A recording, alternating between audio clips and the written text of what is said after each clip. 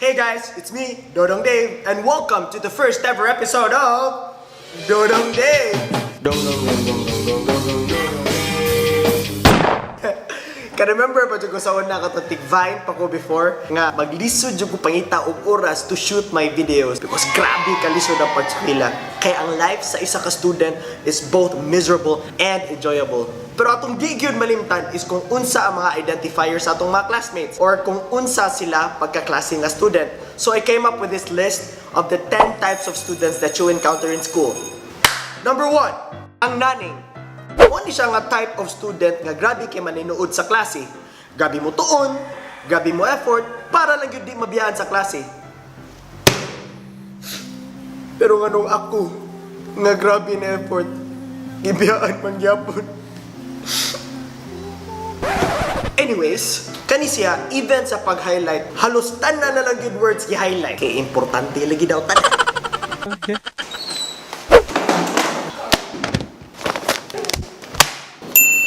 Kani, importante ni. Whereas compulsions are repetitive behaviors or mental acts. Importante mo siguro ni. Behaviors and repeated attempt. Kani, importante ni. Ni, importante ni. Kani, importante ni. Importante ni. Importante ni. Sa kagrabe ni agtinoon, tas paper na lay sinuka. Number 2, ang brugo. Ang bright nga pabugo-bugo.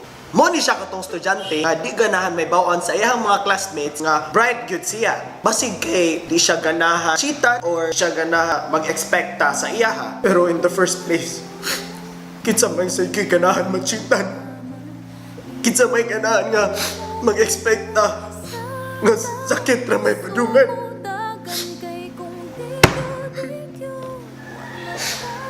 Sakit na may padungan.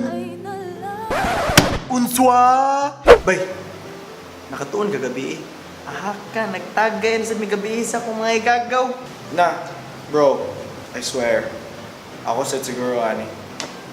Na, wala sa taan eh. Sige na tayo pangitlog ani. 1 hour later. Bay, tilay mo ha.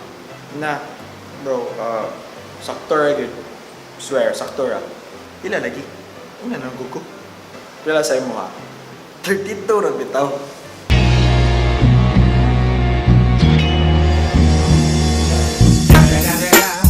It's the motherfucking Eagle Double G. Snoop Dogg!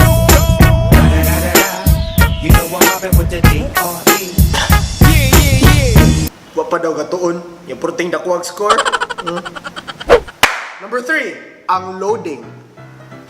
Di sa din nato siya tawgon og bugo kay grabe rasad na. What if di ay hinay lang yun ang iyahang wifi? Pero kani nga classmate, di dyan din mo malimtan. Grabe, makalingaw lang dyan kaayo iyang pagka-slow. Mr. Kirante, who is our national hero? Wala na mo kumulo, sir. Huwag ka kayo na si Rizal? Kisa din na siya, sir. Basin na na speaker section. Sige daw, tanaw na speaker section kung naman ito. Tanaw na! Sige, sir. Unsa man nga section, sir? Sa section Kalamunggay or section Kalabasa? It's the motherfucking Eagle Double G.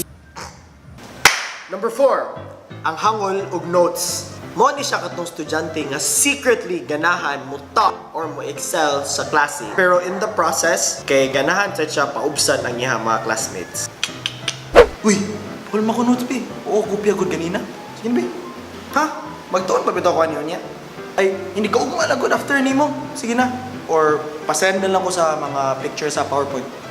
Unswa? Unswa! Kunya, magtuon pa mo ko balik ikaugma. Sige, sige. Okay ra. Number 5, ang Xerox copy machine. Mo ni katotong pinalanggang classmate nga sinaligan gyud nato para sa photocopy sa atong mga lessons. Mo ni sila ang nagpagaan-gaan gamay sa atong kinabuhi sa school kay kibaw gyud ta nga kung unsa nga photocopy ang kailangan, naara gyud sila. Ako gining mga idol. Okay class, so please just get your photocopies with Mr. Kirante. Dave, kanang nana kay photocopy sa chapter 1?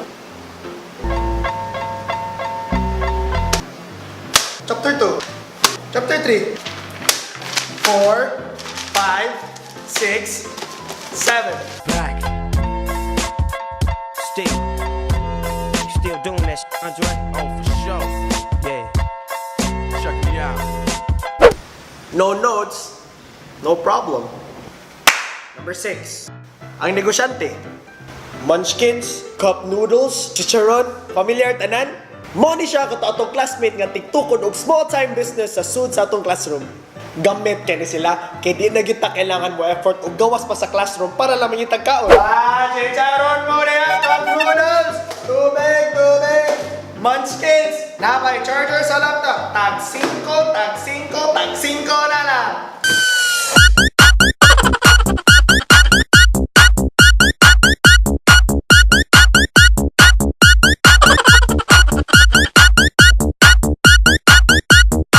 Guguyan, baby! Dagko gini silang future sa business world. Number 7, ang social media star. Mo ni siya ang katong classmate nato nga halos tanan lihok sa life or sa school gina-post sa social media accounts. They're also known as the hashtag monster.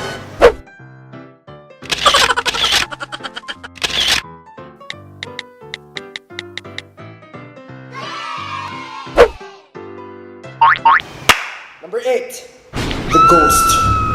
Mo ni siya katong classmate nga loose pad cake now. Di bitaw binuang ra. Momento ni katato mga classmate nga mukalit lang og pakita pero sa sunod ni mong lingi wala na diha.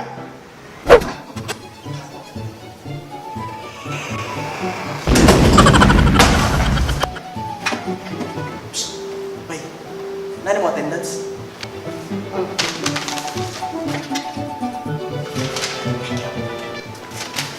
Ano ba yung niabot?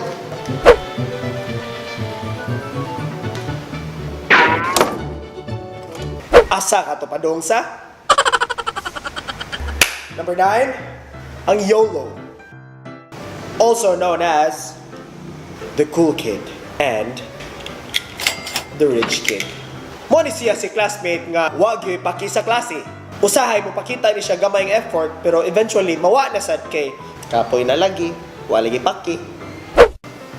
Tayo ba? Last night was so fucking lit, man. Like, we had pre-game at the distillery, and then, like, party sa Central, and then there was this fucking crazy chick by, like, she was just running all over the DJ booth. Ah, God. Last night was so fucking lit, by. Like, last night was fucking epic. Pabay, we're too gabi. Kaya natagbo akong tuon. Ikaw lang tuon ka? By, like, I didn't study June last night, by. Like, I was just reading my notes on the way here. But who the fuck cares, man? Pila ko score, ani. Last night was just so epic. YOLO!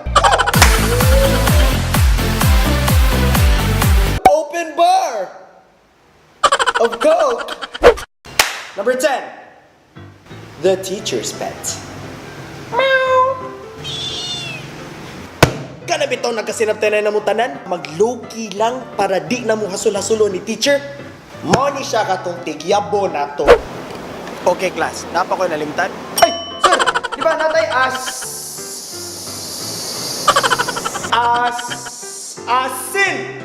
Sir! Nakay asin, sir! Gusto na maging ako itlog din. Ato na ni kanon!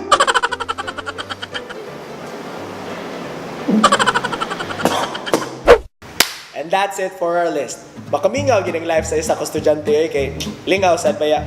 Pero kung papiliyon ko din akong balik ato kay kapoy sa kisikiton. Nya, kinsa man mo ato sa lista. Kinsa man imong friends ato sa lista. Tag your friends and let them know kinsa sila ato sa list. And if tanaw ninyo napa ko nalimtan og mention, let me know in the comment section down below. Once again, this is Dodong Day. I hope you liked my first episode. Please like and share this video with your friends. And if it's not too much to ask, please subscribe to my channel. Hit that subscribe button right there. Anyways, this is me signing out. See ya!